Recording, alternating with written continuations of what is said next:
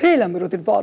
মহাপঞ্চমীর দিন জেলার বিভিন্ন মণ্ডপে ইতিমধ্যেই দর্শনার্থীরা কিন্তু ভিড় করতে শুরু করেছেন। অবশ্যই মহাপঞ্চমীর দিন এবং ইতিমধ্যেই বিভিন্ন শহর থেকে শুরু করে বিভিন্ন জেলায়ও এই যে ছবি, সেই ছবি কিন্তু আমরা দেখতে পাচ্ছি। আর এই মুহূর্তে অন্ডাল থেকে রয়েছেন আমার সঙ্গে আমাদের সরাসরি তাপস গোপ। আমরা সরাসরি চলে যাব সেখানে। তাপস, এই মুহূর্তে তুমি কোথায় রয়েছে এবং সেখানকার একেবারে মহাপঞ্চমীর দিন কি ছবি উঠে আসছে?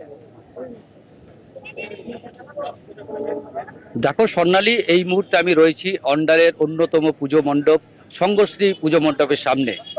আর এই বছর তাদের যে থিম, সেই থিম হচ্ছে নদিয়ার সুবর্ণ রাজার যে রাজপ্রাসাদ, সেই রাজপ্রাসাদের মতোই তুলে ধরার চেষ্টা করেছে। প্রায় 1 মাস অক্লান্ত পরিশ্রম করে নদিয়ারই শিল্পীরা যারা ছিল, যে এই মণ্ডপ যারা তৈরি করেছে তারা শিল্পী হচ্ছে নদিয়ার। পাশাপাশি এই বছর তাদের 76তম বর্ষে পদার্পণ করলো তাদের পুজো। আর সব থেকে বলা বাহুল্য, এখানে যে পুজো মণ্ডপ কিছুক্ষণে আগে তার দ্বার উদ্ঘাটন হয়েছে। আমরা দেখেছি আগামী বছর তাদের 75 বছর ছিল। সেই 75 বছরে যে দ্বার উদ্ঘাটন, সেই দ্বার উদ্ঘাটন অন্যতম দ্বার উদ্ঘাটন। সেখানে ছিল না কোনো সেলিব্রিটি থেকে শুরু করে কোনো নেতা মন্ত্রী। এখানে মূলত অন্ডালের যারা মেধাবী ছাত্র, মাধ্যমিকে যারা সর্বশ্রেষ্ঠ নাম্বার পায় তাদেরকে দিয়ে দ্বার উদ্ঘাটন করা হয়।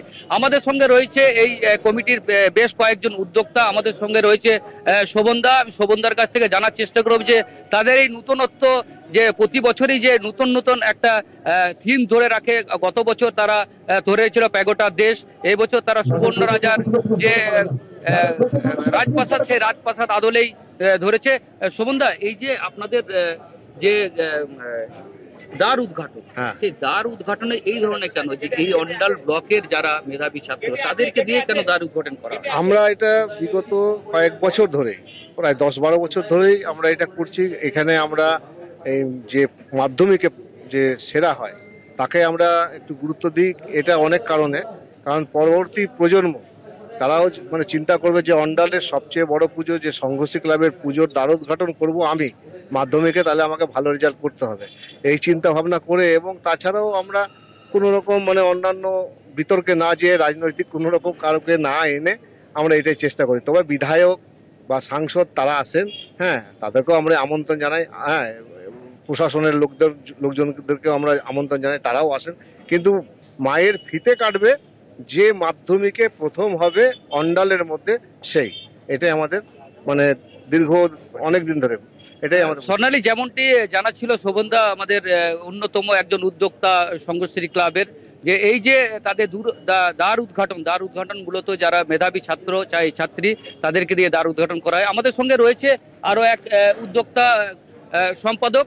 ওনাকে জিজ্ঞেস করবো যে আপনাদের এই যে পরিবেশ অন্ডালের মধ্যে একটু অন্য ধরনের। একদমই অন্য ধরনের।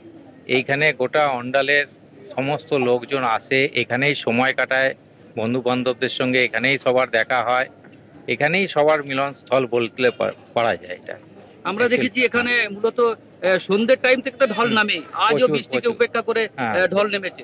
পাশাপাশি দেখা যায় সকাল থেকে আপনাদের মণ্ডপে ভিড় যায়, অন্ডালে যেটা সেটা দেখা যায়। আমাদের এখানে সকালেও আপনি যেরকম ভিড় দেখতে পারবেন, রাতে তো মানে ম্যাক্সিমাম ভিড় রাতে থাকে, কিন্তু সকালেও প্রচুর দর্শনার্থীও আসে। সাথে আমাদের এখানকার প্রত্যেকটা লোকই আসে যারা এখানে পুজো মণ্ডপে থাকে এবং নিজেদের সময় অতিবাহিত করে। স্বর্ণালী,